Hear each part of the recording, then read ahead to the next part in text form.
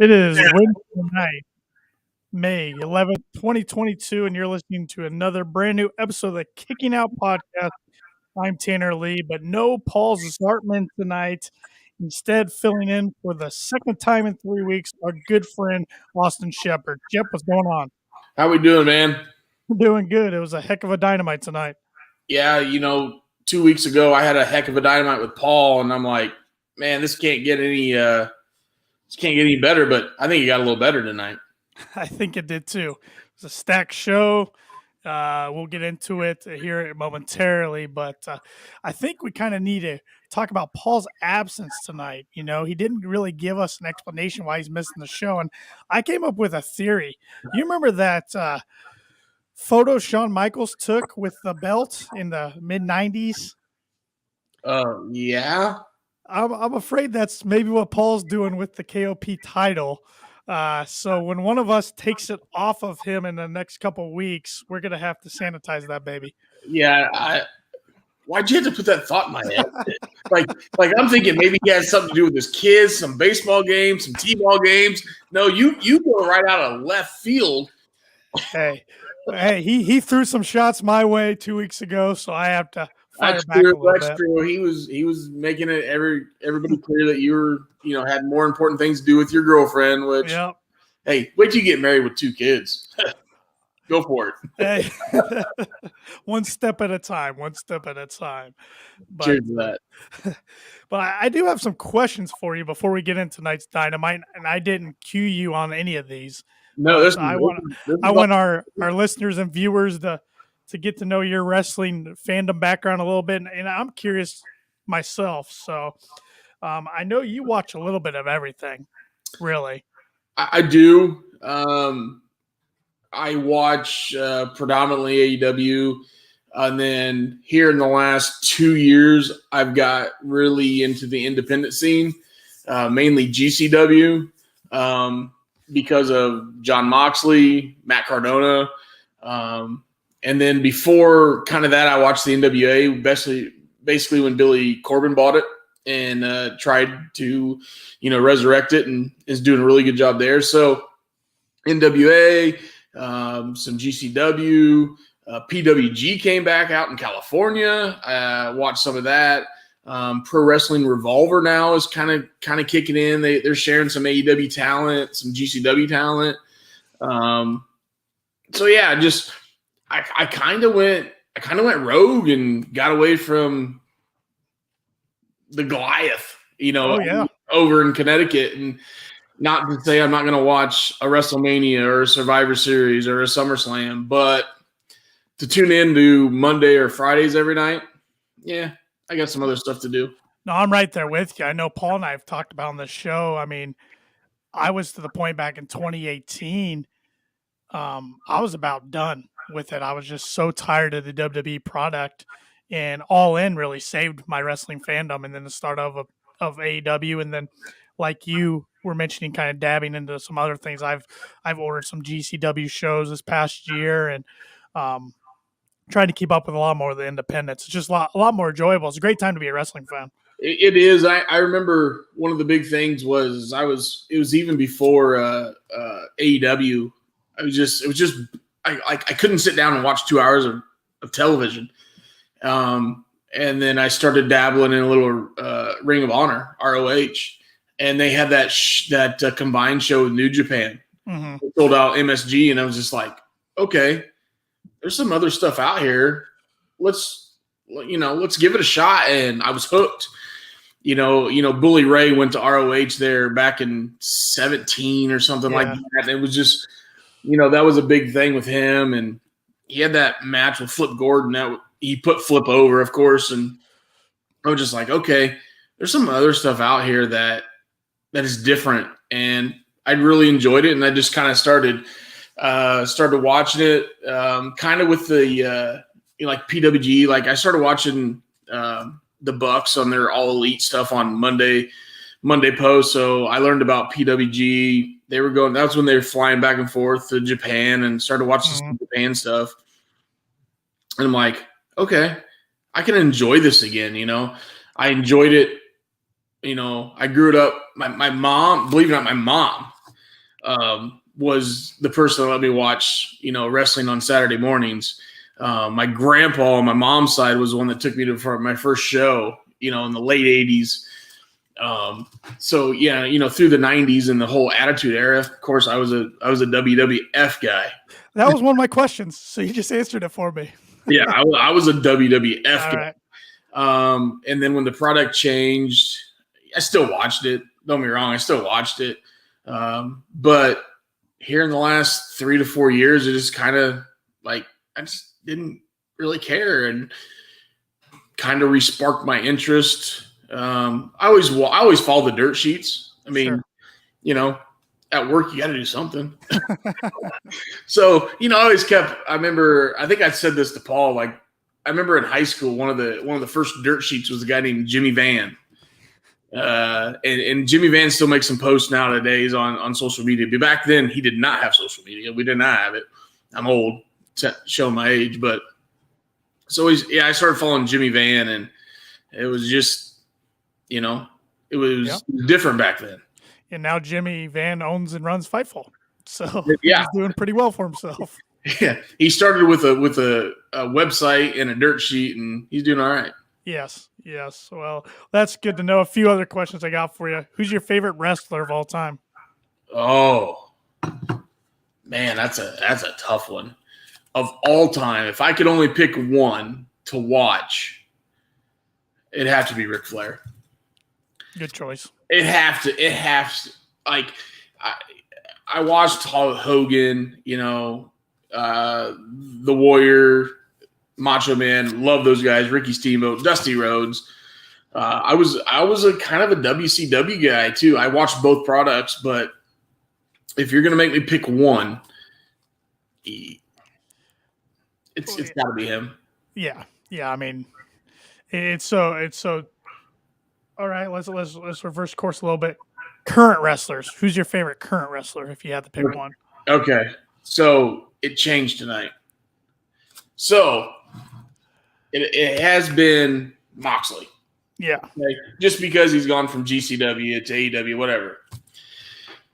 But for the last month, it started with the Renee Parquette podcast with Dax Harwood. Yeah. After tonight, and I even brought it. I even brought a little tequila for Dax. But after what he did last week and what he did this week, I mean, dude, he's it. Oh, he can go. I mean, he's proven. Yeah. I mean, we know he and Cash are one of the best, if not the best, tag team in the world. I think Dax proves he's one of the best single wrestlers in the world. Yeah, like just the whole thing. Yeah, like right now, I would watch any match Dax is in right now. Yeah. So Dax Harwood is my favorite wrestler right now as we're going. 2 more questions for you. Favorite match of all time? Oh, man.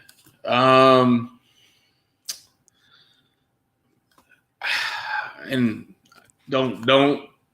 it's got to be Shawn Michaels Undertaker WrestleMania. I mean, that's right up there for me. I go back and forth between that one and I'm trying not to be too much of an AEW homer here, but it's Double or Nothing 2019 Cody and Dustin. I mean, that match just had me on the edge of my seat. Yeah, from start to finish. Yeah, and of course, you probably don't. You were too damn young. The Ric Flair winning the WWF title in Indianapolis. Yeah, I was able to watch that one. Yeah, I've watched it since on the sure, Peacock, sure. but not. Yeah, I was too young to. But I mean, to get you hooked in. I mean, there's been so many good ones in AEW, but yeah, I still. And one of them right up there with it is Michaels and Flair and WrestleMania, the retirement match that he didn't really retire, but that one just got you hooked. It wasn't such a great performance. It just got you hooked. The storyline was just stupid good. And the ending, I mean, it was, yeah. And then Flair had to go off and do his TNA run and kind of ruin his retirement. But yeah, that's a story for another day. And last question before we get into recapping tonight's show. and this is a tough one, and mine changes almost every year. Your Mount Rushmore. So 4 guys on your Mount Rushmore for pro wrestling. All time. Of all time. All time. Flair. Yep. Rock. Okay. Shawn Michaels. And then I'm going to throw one in there that's, I think, a lot of people probably make fun of me about. Omega. And what are you basing Jazz off Hands of, himself. Yeah. I look at the reason the first 3 is because they were mainstream. Yeah. Omega did it a different way over in Japan. True. And then coming over, with ROH and then obviously AEW. But I don't, people can pick on him. Like I said, I called him Jazz Hands. His run in NXT was nothing. Yeah. But you talk about a guy that can get you hooked to watch a performance, to watch a match, to talk on the mic. I'm in. And I said this to Paul a few weeks ago. I think I took Kenny Omega for granted until he's gone. He's been gone since November now, and I'm like, I'm dying for him to come back. Yeah, he's just greatness. I'll throw a $5 bill. He's the Joker next week, but that's beside the point. Even though all the dirt sheet said his shoulders are still in tough spots, but that last spot was between Omega and obviously Stone Cold. Yeah. I think if I had to name mine, and like I said, I change mine almost every year. I agree with Flair. I mean, not only just because he's a 16-time world champ, but he's got the charisma, great matches. I mean, everything you look for. Stone Cold, just from most popular wrestler of all time, I think. He really, when you look at his run, it was only 4 years with missing a year due to injury, and then he took his ball and went home one other year. So that's pretty incredible what he did in those 4 years. I have The Undertaker on mine just because of the longevity of his career. Yeah. And then the 4th, I've had The Rock on there before. I've had Hogan on there before just because, another guy, I'm not a huge Hogan fan. I was when I was young, but just you say Hulk Hogan, everybody knows who he is. But I think Shawn Michaels is my 4th right now. So yeah, nothing like against Hogan. Obviously, he put the WWF on his back and did a great job, but he did it in his charisma, his mic work, his appearance, not so much as in-ring work. Right, 100%. If I want to be technical about it, but could you in their prime, could you imagine Hogan versus Omega? No. That would be a S show. Yeah. That would be awful. Yeah. Nobody watched that. Yeah. So, yeah, completely different eras and styles. Yeah. But, yeah, again, at first, and I'll be honest, I wasn't a big Omega fan.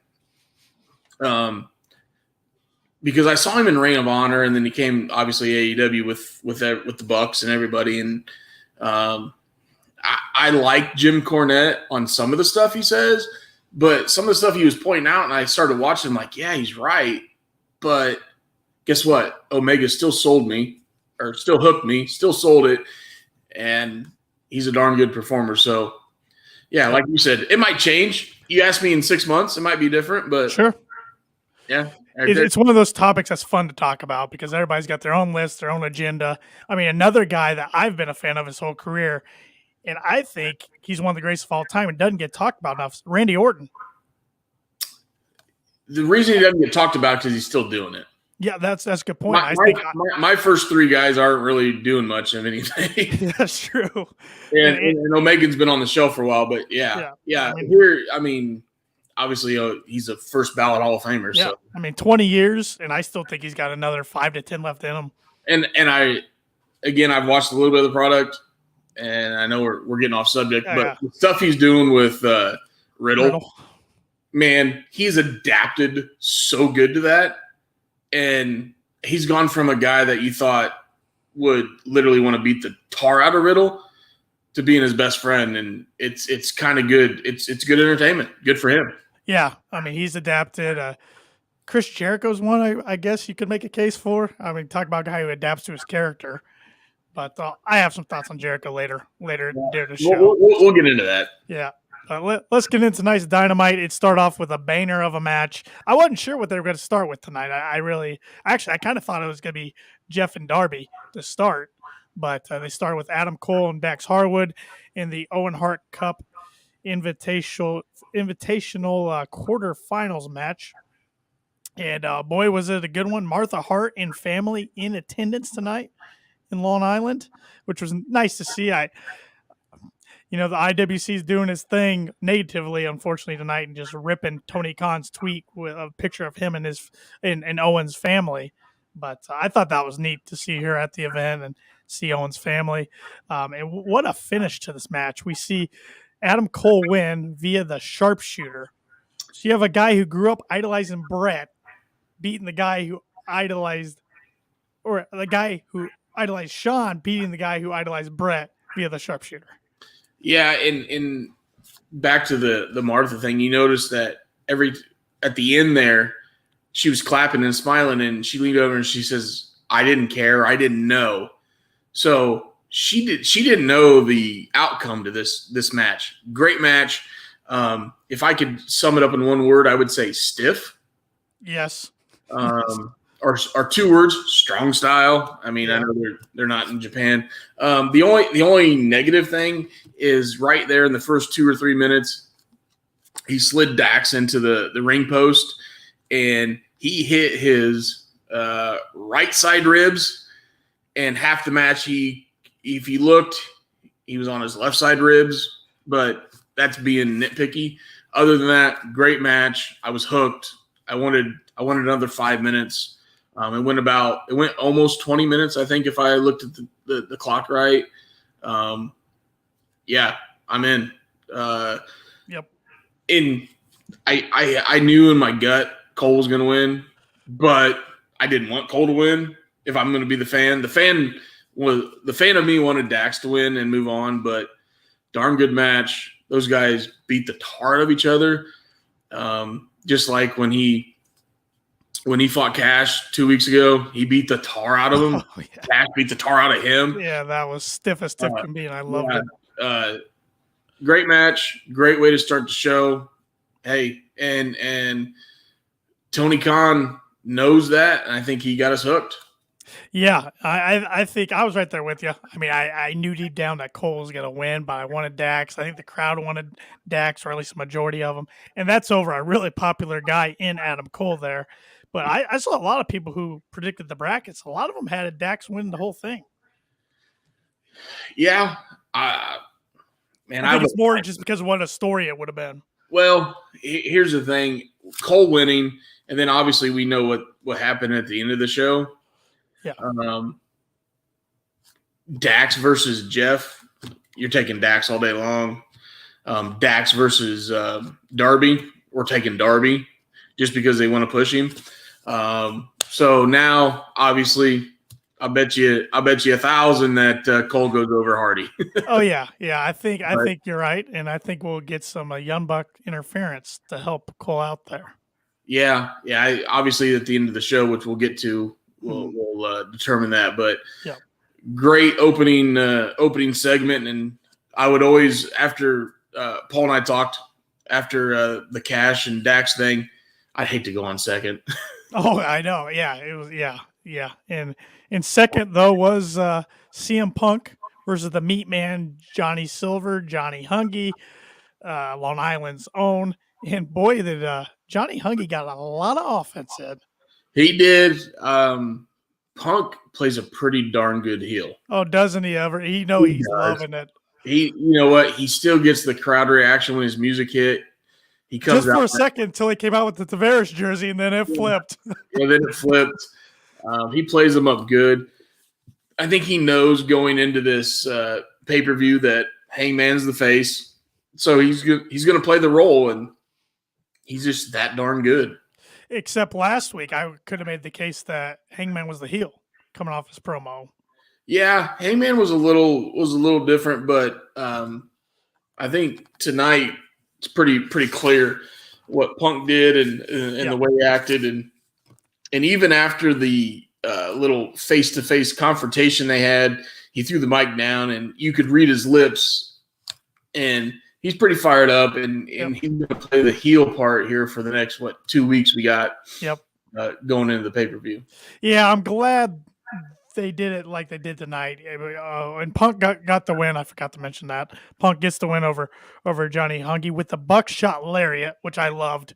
I thought that was great. Yeah, great finish. But the good thing about Punk, and this is the professional in him, he put Johnny over. Oh yeah. Well, let me rephrase that. He gave him the rub. Yes, that was the correct term. Sorry. Yes, he didn't put him. He gave him the rub in his hometown.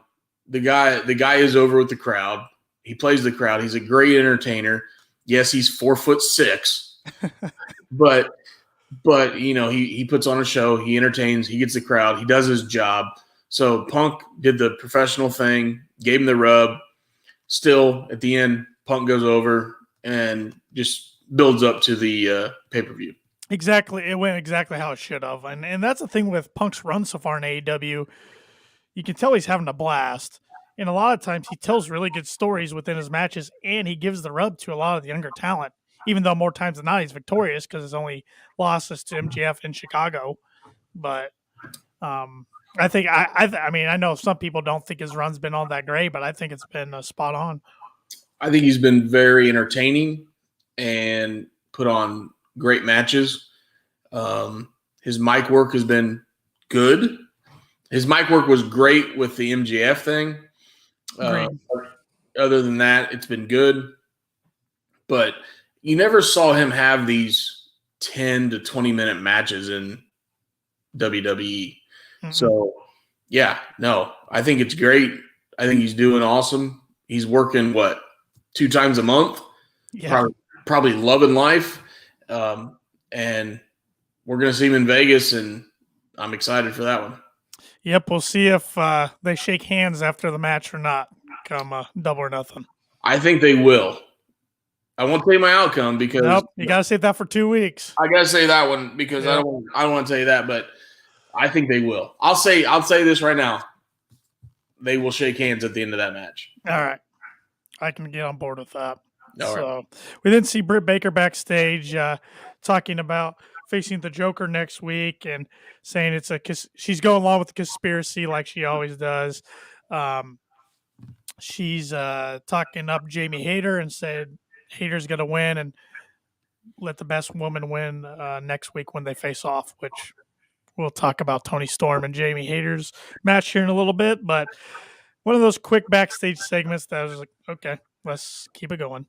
All right, so throw the contract stuff out of the window. Fantasy booking Mia Yim, the Joker. I would like that, especially since she just popped up on Impact. Yeah, and they said she only signed a 6-month contract. Yeah. So I'm guessing that contract gives her open to other bookings, but I'm going to go with Athena. Oh yeah, New Warrior Wrestling champion. She's not signed anywhere. I thought she'd be in AEW at least for a match by now. Yeah, and a big thing with that is Warrior Wrestling kind of in our area, Indiana, Chicago, Michigan. Mm-hmm. They just had a show recently here, and Thunder Rosa was the champion, relinquished the belt, and Athena won it in a 3-way, and Thunder Rosa gave her the rub. Right. So, there you are. All right, I like that one better than mine. Yeah, that's just a prediction. I'll throw it out there. I know it will not be Tessa Blanchard. Let's say that much. No, she has some issues. She does. It's really too bad. I mean, I thought she was going to get a second chance with WoW, and she obviously ruined that. She has some issues, and we haven't seen Tully for a while, and AEW, and so obviously a heck of a talent, a heck of a worker. Obviously, somebody can't get out of their own way. Yep. That's the nicest way to put it, I guess. Oh, very well said. Then we got a match I was really looking forward to tonight, and that's the in-ring debut of Danhausen. Um, honestly, I was looking forward to this bout as much as anything on the show because I've seen highlights of his ROH work, but I'd never had to really sit down and watch a complete match of his. So I wanted to see what he can do. I mean, the guy's entertaining as ever on YouTube and on social media, but I'm like, I want to see what he can do in the ring. And Tony Nese, who got the jobber entrance, didn't even get any entrance music or anything, squashes him in what's got to be the quickest AEW match ever. Got to be close. Under 30 seconds. I mean, I know Kenny Omega beat Sonny Kiss that one time in Daly's place, like really quick. So it might be that one. But if not, this was right up there. I mean, Nese hit him with a running knee and got the 1, 2, 3, and then hit him with about 2 or 3 more until Hook came out and made the save. I think they did this debut perfect. I do. I was ticked for like a minute, but then how it all played out, I'm like, okay, I can get on board with this. You know, he got a huge pop, Danhausen that is. He got a huge pop when he came down. I'm like, okay.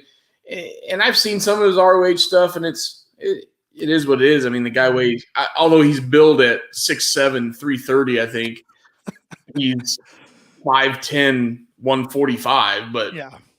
Anyways, they did that, and the way they did that match, I'm like, wow, they're going to squash him like that? And then it all made sense. Yep.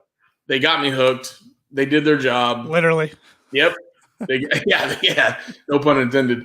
And the handshake with when Hook came out to make the save, the handshake, obviously Danhausen's face. His facial recognition is just he's stupidly good. Yeah. And it worked. And so we're gonna get in the buy-in. We're gonna get Hookhausen versus Tony Nese and Mark Sterling. Yep. Mark Sterling. So yeah. Otherwise, I would probably not watch the buy-in.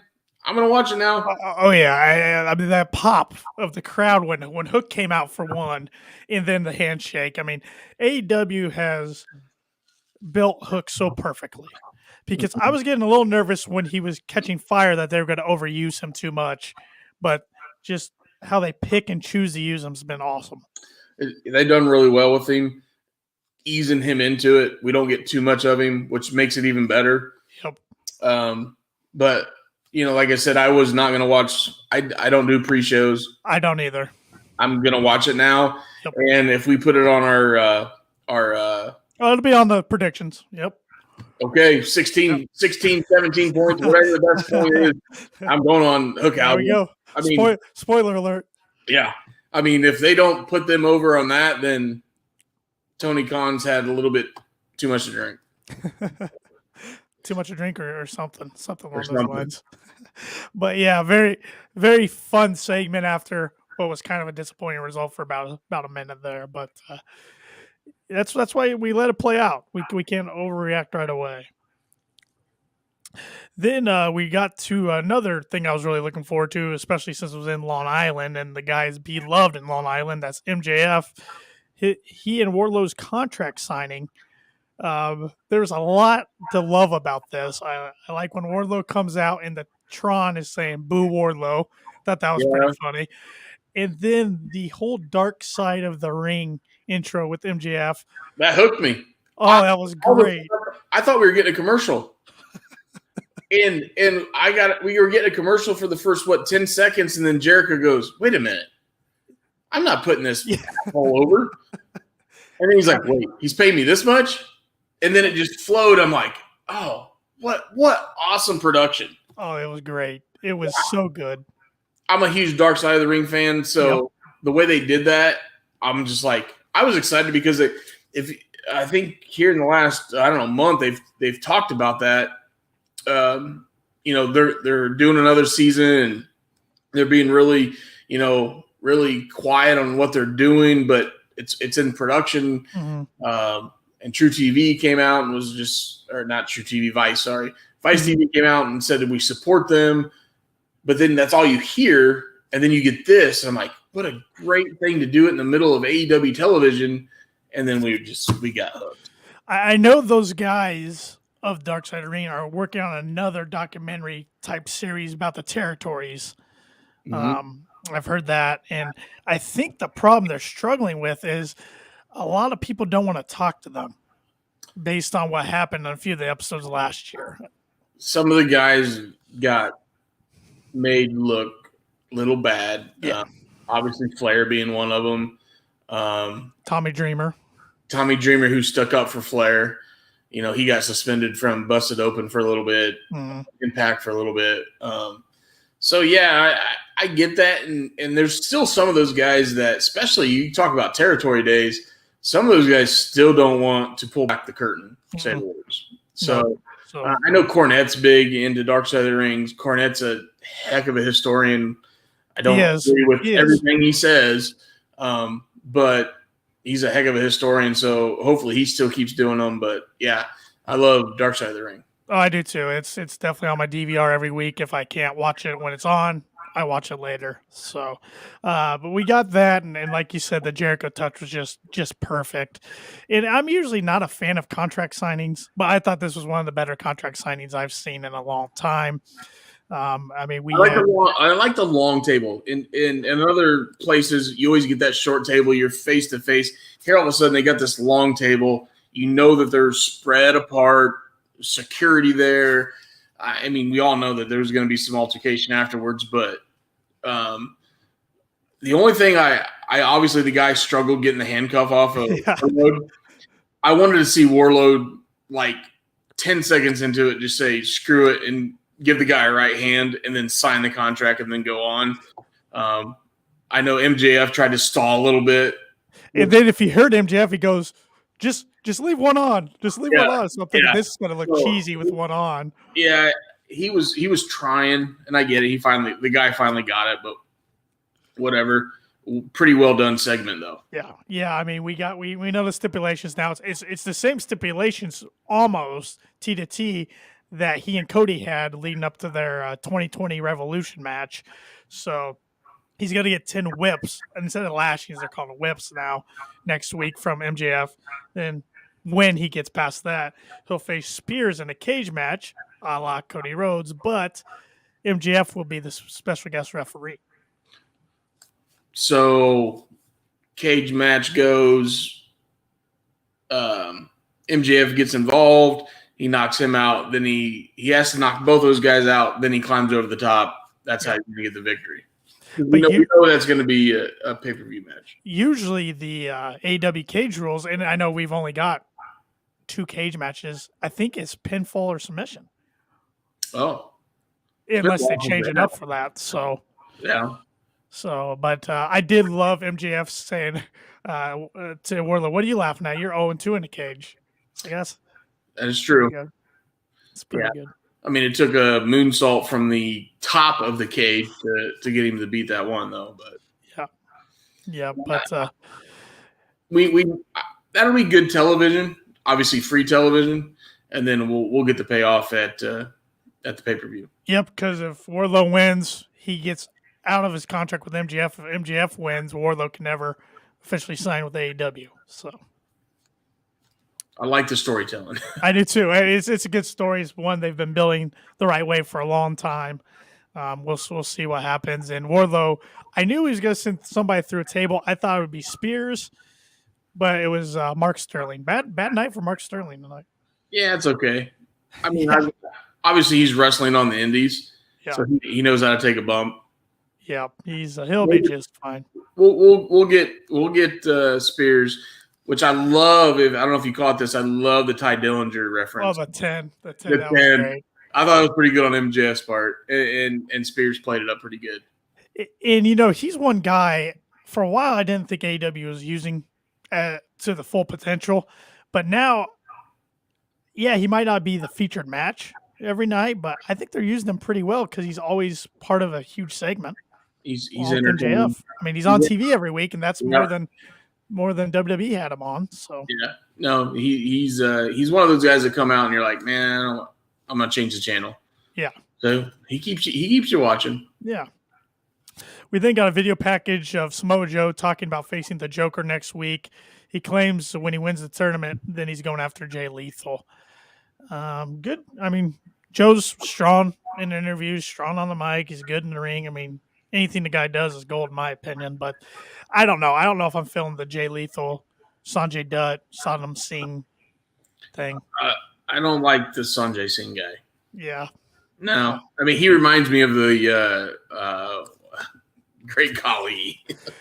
Well, he reminds me of the Great Khali, but this guy can walk. Great Khali couldn't even walk because right. we were so jacked up. But yeah, I'm a big fan of Jay Lethal. Sanjay Dutt has been in all three companies at some point. Mm-hmm.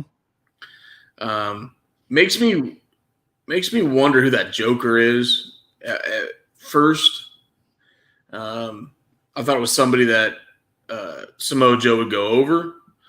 Now, I don't think so because he wants to be in this storyline. So, man, it's got to be a heel, right? With how they said, because they've set up the Joker.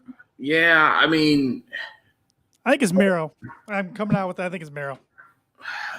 That's a good one. I think it's Omega with whatever that stupid dude is. God, the guy from Impact, Don Callis. Oh, Callis, yeah. Yeah, I remember him from ECW back in the day. Yeah, gosh. But I've never been a Don Callis fan, so I don't like him. Yeah, so I mean, I'd like to see Omega come back. They obviously all the dirt sheets say he's not ready, but I mean those got to be the front two runners. Yeah, I mean, I think last week my three guys were Miro, Gargano, or Claudio, aka Cesaro. Yeah, who Fightful had a update on today. It sounds like he's priced himself out of a lot of places, like a lot of independents. So the only other thing I can think of is, do they bring somebody in from New Japan to start a feud for Forbidden Door? That would make sense. Just somebody out of left field, and then you start a feud for Forbidden Door, which I think I'm more pumped about than anything. Yeah, I'm really looking forward to that because I mean that's what's great. Usually we have the long break between Double or Nothing and All Out, and now we get a huge crossover event in between, which is gonna be a lot of fun. Yeah. Next match was for the Ftw Championship. I don't get to see that very often because it's never defended.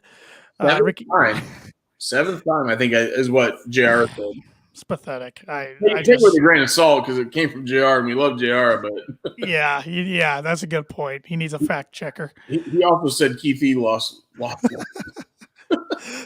Ricky Starks defending it against Jungle Boy, and we saw Ricky Starks get the win thanks to Swerve Strickland, who was trying to help Jungle Boy and then trying to help cost Jungle Boy the match. I figured Starks was going to win, and I figured it wouldn't be the cleanest of victories, and I was right. After the match, though, we got Christian Cage and Luchasaurus make their way down the ring, and Christian shoulder checks Strickland on the way. Swerve then staring down Team Taz, and then Keith Lee makes his way down to the ring. So are we going to get a triple threat between these three teams at Double or Nothing for the titles? That'd be a way to start the trios titles. I'm saying a triple threat between the you're talking teams. So Keith, Swerve, okay, Hobbs and Starks, and then Jurassic Express. Yeah, I was throwing Christian in there. Yeah. Yeah, that would work. But I don't know. That doesn't excite me for a tag team title. I know. It doesn't. Not because of what we got going on with FTR, the Bucks, Red Dragon. I know Moxley and Danielson. Obviously, they're going to have Yuta in there for the trios title that they're talking about bringing. But yeah, if that's a three-way for the tag titles, hopefully they put it on first. I don't know. It doesn't excite me at all. I like Keith Lee. Now I would get behind a Swerve and Christian match. And they're really teasing the Christian heel turn, and I've been on board with it for a year, ever since you have Jungle Boy. But I saw Warren Hayes, who I've interviewed on this podcast before. He's a YouTuber, a wrestling YouTuber. He put out the interesting thought tonight. What if it's Jungle Boy that turns heel? You know what? If you watched at the end of the night when Jungle Boy was away from him, leaning on the ropes, Christian went over to console him, and almost Jungle Boy, I won't say he shoved him away, but he kind of gave him a little bit of a cold shoulder. Yeah. He made you think. Yeah. But I don't think Jungle Boy could pull off a heel. Not yet. He's going to have to do something pretty drastic and changing his attitude and on the mic to get that over. But after what you saw at the last minute of that segment, yeah. And I know they probably won't do it here soon, but I hope it's within the next year or so. I want Jurassic Express to split. I've been saying that for a while too, because I want Jungle Boy to get his push in the singles, get rid of the Jungle Boy name and start calling him Jack Perry. And I want Luchasaurus as a heel. I think just the overall look at him would be cool as a heel. Yeah, I don't know if I could take Luchasaurus as a main eventer though. Yeah, that's a good point. I love his in-ring work, but yeah, he on the mic. He's a big guy that can move, but yeah, I think the tag titles are good on him. I can see Jungle Boy, TNT Championship run and work his way up that way. Mm-hmm. But I just have a hard time not putting FTR in a tag match. There's a part of me that now wants FTR to be AAA, Ring of Honor, AEW, IWGP. Yep. All at once. And I have a feeling we'll see them in Forbidden Door at that point, but I don't know if they'll have the AEW titles at the time.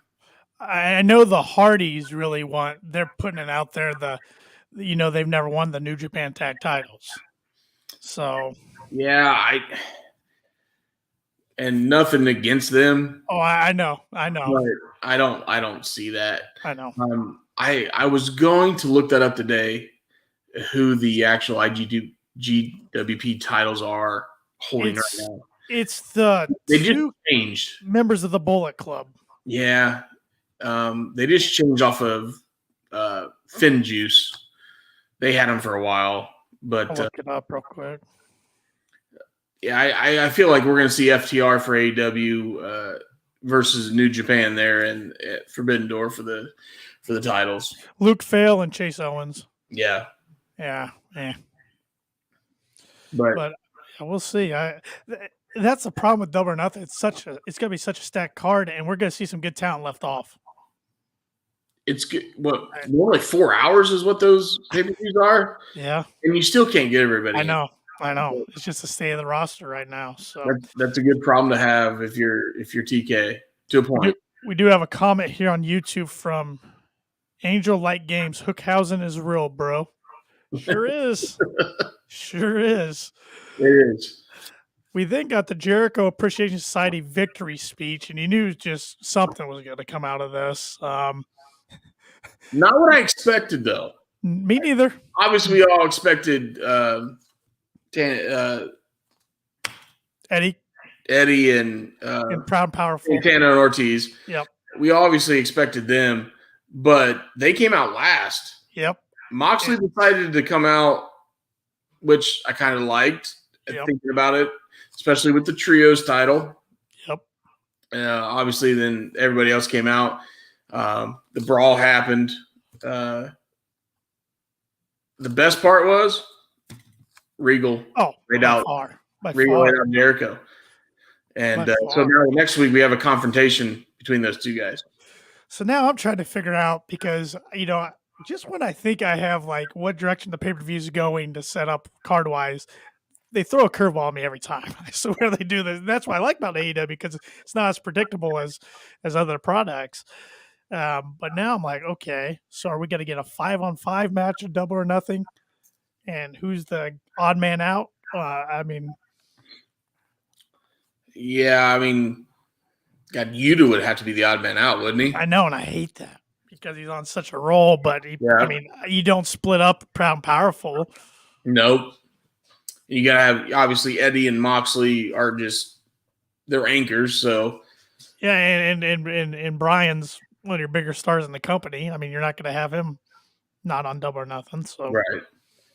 I don't know. It'd be interesting. Unless okay, let's throw it back. Let's say Jericho bring back Tully to go match up with Regal. Yeah. Yeah. And I even saw somebody on Twitter suggested, and I know we're a little ways away from this. It's going to happen sometime this summer. Blood and Guts. You can have a 5-on-5 Blood and Guts, and William Regal could announce Blood and Guts like he used to War Games in NXT. That's true. That's true. I don't know. I don't know with Regal's health condition if he can do one more match. I mean, I remember listening to the podcast there with Jericho, and it was bad. Like, Now, it was really bad. But they wouldn't do a Blood and Guts at Double or Nothing, would they? I mean, they've done the Stadium Stampede the last 2 years, but I know it was different because of the pandemic. Yeah. I mean, they could do a Stadium Stampede in the Raiders Stadium. Yeah. I don't think they do that, but I don't either. Obviously Tony Khan would have the pull to get that done. Yes. I know. It's going to be interesting. It wasn't the direction I saw going, but I liked what they did tonight. I feel like when we do this final podcast going into Double or Nothing. Yep, 2 weeks from tonight. Yep. Yeah. I feel like that show will button up the card. Yeah, it should. I don't think we'll have a definite card until the end of that show. Which that'll make the predictions hard that night because everybody's going to be scrambling last minute. You're going to give us 15 minutes to make our predictions. But, that's what makes it fun. Yeah. No. Which makes you hooked to watch the show. What did you think of Eddie's burns tonight? They had a very quick camera glance at him. Yeah. And it was very quick and it looked real. But you notice he didn't take a lot of physicality. You know, he tackled Jericho and was choking him. They pulled him out. So whether it was makeup, I'm guessing it's makeup, but yeah, whoever was the makeup artist for the 2.3 seconds that the camera was on him made it look like it was a real burn. Yeah. And I was laughing during that brawl. Everybody's going at it. And then you kind of see Moxley like looking around like, there's nobody for me to hit. Like, I went in on this. Yeah. Moxley has just been, since he's come back, which they made a comment in the speech, which, obviously he was good with. I'm sure that was all done beforehand. But, Moxley's got me hooked right now. I almost don't want to see him in that trios deal, but I do. I still want to see him beat up a bunch of heels and just go through them. But I'm sure his time will come back again. I think he'll be the first 2-time AEW heavyweight champion. Because he was great in 2020 given the circumstances, but he deserves a run with fans. Yeah, if you could spitball it real quick, and this is just off the cuff, Punk wins it at Double or Nothing. MJF takes it away from Punk. Moxley takes it away from MJF. Yep, I could see that. And that was just literally off the shoulder here about 3 seconds ago. I think at the start of the year, my predictions, I thought MJF would win it this summer, which I'm going to be wrong because he's not challenging for it, Double or Nothing. And then I had Wardlow taking it off him, which that's not going to happen this year. I was a little way too far ahead for my liking there, but that was my bold prediction. So again, TK keeps us on our toes. He does. And I like it. He does. Makes me watch every week. Yep. Then we get the lone women's match of the night, which I complain about every week that we only get one match. But this one was a good women's match. Two ladies that can really go. Toni Storm, Jamie Hayter. No surprise, at least on my end, Toni Storm gets the win, rolling Hayter up into the Storm Zero. Yeah, that finish was a little bit soft, I guess I would say. Mm-hmm. But I thought these two girls put it all on the line, and it was very, very good match. 2 weeks ago when Paul and I talked about the women's match, it was not good. But this match was good. It was one of the better matches on the card tonight. They did a great job.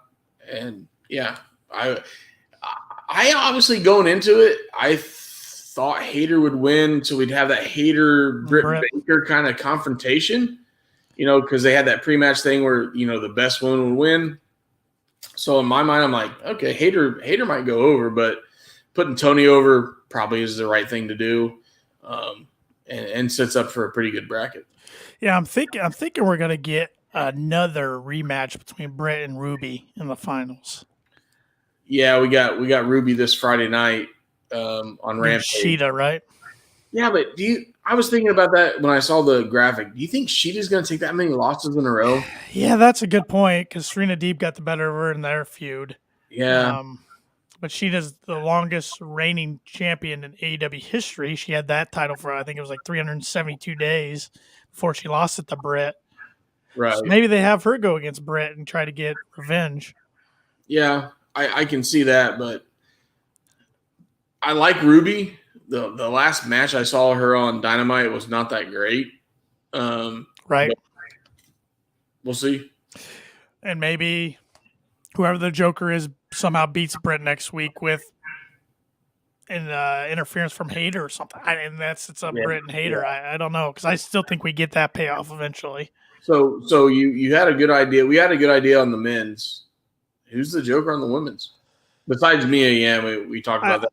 I said earlier, Athena.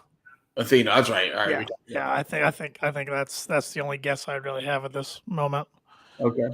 Yeah, I can't think of any. I mean, there's tons of female talent out there. I'm probably forgetting somebody, but yeah. But good, solid women's match. What? Let's throw. I'll throw my Joker out there. What if the Joker on the men's is Johnny Gargano, and then the women's is Candice LeRae? That's one I didn't think about. I mean, I thought about Gargano on the men's side last week, but now Candice since then has been released as a free agent. Her contract ended, contract ended. So she's free to go wherever she wants. Baby's 4 months old. She's probably, I don't know. I could get on board with that. Both of them going there. Yeah. Yeah. Again, that's fantasy booking, but yeah, that'll be interesting. We then got the rundown for this Friday's Rampage, which is at 5:30. I can't stand the early start, but I understand the NBA playoffs. So glad Dynamite's on TBS now, so don't have to worry about that stuff. So we got Rampage, we got Dynamite next week, which is really full of the Owen matches next week. And we can talk about that here in a minute because one of those was our main event tonight, Darby Allin versus Jeff Hardy. Anything goes match, which I love that stipulation for these two guys because as they proved tonight, these guys are just freaking insane. It's both of them. Dumb. I think I text you 3 minutes into the match like, we're going to have some killer color, which we never really did. No, but those guys did stuff that they shouldn't have been done. Yeah, I mean, Jeff's done it his whole career, and Darby, at such a young age, I'm like, God, he's not going to be able to walk in 10 years. The bump Darby took at the start, this is even before the ladder bump. Yeah. When he did that clothesline. Like, he landed on the outside. I'm like, good Lord. And then you had the ladder bump on top of it, and it was just like.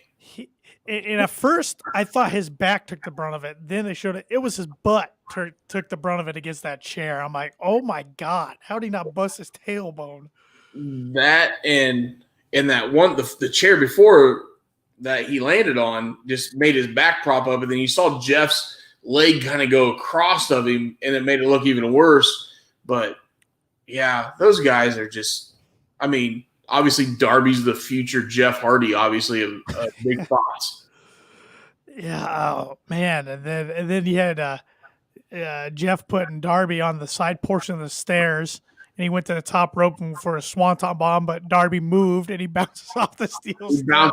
He bent those steps. And I know they're probably not the they're not pure steel like right, that. but still. But still, he bent even if it was strong aluminum, he bent the steps. They were caved in. And I read a bunch of dirt sheets this week that Jeff's in a lot of pain right now. Like this is literally his final run, and he's in a lot of pain right now. So for him to put on a match like this, I applaud him. Like, yeah, he's given this year his final go for it, and you know what? I didn't think you could top the opening match of tonight. This was darn close. Oh, and the crowd loved it. I mean, it's two fan favorites, and like we said, two guys are just freaking out of their minds with their death-defying maneuvers off top ropes and off ladders and whatever they want to jump off of, really. But I was surprised by this result. We saw Jeff win by a reverse. He reversed the pinfall attempt from Darby after hitting the coffin drop, and he got the 1, 2, 3. Yeah, I didn't see that either. I thought Darby was going to go over, but a little bit of a twist. Yeah. And I like it. Big handshake at the end. I don't know. Do we see a Sting and Darby versus the Hardy Boys down the road after Double or Nothing? I'd be all right with it. I mean, Sting loves to, he likes to jump off things too in 2022. So now I do not want to see him jumping off a ladder like Darby. 63 years old, but it's Sting. I don't know. He can do whatever he wants. He's having time of his life. Yeah, but no, I thought it was a surprise ending. Great match. Complete. Like I said, I was a big fan of the opening match. I thought this match was great, and I'm thinking what was better, but it was two completely different styles, two completely different matches. I don't know. It was, and that's another thing I love about AEW. It's got whatever style of pro wrestling you enjoy. AEW has it. They got the high flyers. They got the crazy, death-defying guys. They have the in-ring technicians. They have some mega, I guess you could say mainstream. I'd call Punk mainstream stars. They got a little bit of everything. Yeah. It was a variety show tonight for sure, and I enjoyed it. And guess what? I'm going to watch it next week, unlike other shows. I'm not exactly. So, and at the end, we got the Undisputed Elite came out and faced off with the Hardys. So I think a Double or Nothing. I think we're getting the Bucks versus the Hardys. A Double or Nothing. I like it. I mean, but then I'm just like, what do you do with FTR? Well, fantasy book. So you got FTR at Double or Nothing. They get a rematch with the Briscoes for the ROH Championship. Ooh, I do like that. Now, again, we're going to go fantasy booking. Briscoes, Impact champions right now. Now you put the Impact championships on FTR going into Double or Nothing. You go into Forbidden Door, and they put the IWGP championships on them. Now you're having the most decorated tag team of all time. No, I do like that fantasy book right there. Yeah, so I can see that. I can see that. As much as I like the Briscoes, big fan of the Briscoes. You've known that from me for a while. Mm-hmm. I think they're very entertaining, hellacious promos. But right now, FTR is on the freaking roller coaster to Space Mountain, as Ric Flair would say, and just keep riding them. Yeah, you have to. You have to. I mean, keep riding your hot hand. Briscoes will have their day. Those boys are still – they're younger than me, so they're young. They're probably closer to your age, I'm guessing. So they got another couple years in the business, as long as they stay out of some of them damn GCW matches. But I see that. Put in Impact and AEW obviously works well together. Put those belts on them and just Space Mountain. Here we come. So looking at the rest of the bracket. So next week we have Ray Phoenix versus Kyle O'Reilly. That's gonna be fun. Whoa. Who do you think comes out on top of that one? Phoenix. Yeah. And then do you think Joe goes over whoever the Joker is? It depends who the Joker is, but could you imagine Joe versus Ray Phoenix? I know. Even Joe versus Kyle O'Reilly. Yeah. It's not it's not as intriguing, but yeah, man, no. Like I was texting you before the show. I'm like, I thought this show was darn near packed. Next week, you're gonna get a large bag of popcorn, and you're gonna sit and watch this thing because it's gonna be a great show. Because we also get Cole against Jeff Hardy next week. Yeah, nice. Which Cole's got to go over and make the finals. Yeah, I just hope with Jeff and his state, like I hope it's not a bad match. You know what I mean? Not saying that those two guys can't work, but some of the spots that Jeff probably tried to take, I don't know. I just hope it's okay. Because I'm trying to also figure out Double or Nothing. I'm like, okay, who's going to be in the final? I got to think Cole's going to make the finals. So is he going to go against Phoenix, Joe, O'Reilly, the Joker? I think Cole definitely there. Yeah. Boy, Cole versus Joe though. Yeah, take my money. Yeah, I know. That'd be a great move. So many options, and I love that AEW just keeps their book open, where they work with so many people. They get you hooked, you know. Mm-hmm. So, they could bring in an Impact guy. They could bring in an old ROH guy. Who knows? We've seen it. Yeah. Now I notice a little bit of the old ROH guys have kind of been buried a little bit. But well, we'll see what comes. I mean, there was I want to call it a rough new logo that came out today. We posted it on our socials. I think if it had some color to it, it'll look a little better, but it definitely looks like, to me, it looks like a Warner inspired logo, which gives me hope that a TV deal is coming. Yeah. Tony's not going to do anything without. Yeah. He's not stupid. Yeah. Yeah. I mean, he had something in plan before he bought that or made an offer. So he was on Brandon Walker's podcast. Yeah, wrestling. Yeah. Wrestling. Let's do it today. Yeah. And he made a comment that he thought it was a great value. So for a guy of a business mind like him to say it's a great value, he's got something in the works. Yeah. Because of course, when he bought it, I mean, the tape library's of a certain value, don't get me wrong, but he wouldn't have booked that pay-per-view last month as heavy as he did if he didn't think that a TV contract was coming. Correct. And you notice he took a lot of the ROH belts off of the ROH guys. Took them all, didn't he?